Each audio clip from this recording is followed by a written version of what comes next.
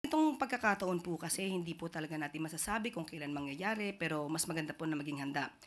Karamihan po, halos po, ang government agencies po natin prepared po diyan, nagkakaroon po ng earthquake drill, fire drill, at meron po tayong nakahanda po mga go bags. Sa ano naman po sa mga local government units, sa atin din po na sa idini-demand po natin hangga't maaari po na yung mga building officers nila ay magsagawa po ng mga inspection kung maaari at maging mahigpit din po sila sa pagbibigay ng mga permits sa pagpapagawa ng mga buildings na magiging maaaring hindi ganon katibay. Yan po at sabi nga po natin, maliban po sa gobyerno, tayong mga Pilipino, taong bayan, magtulong-tulungan din po dito sa information dissemination patungkol po sa paghahanda pag ganito po ang nangyari. Salamat po, Yusek.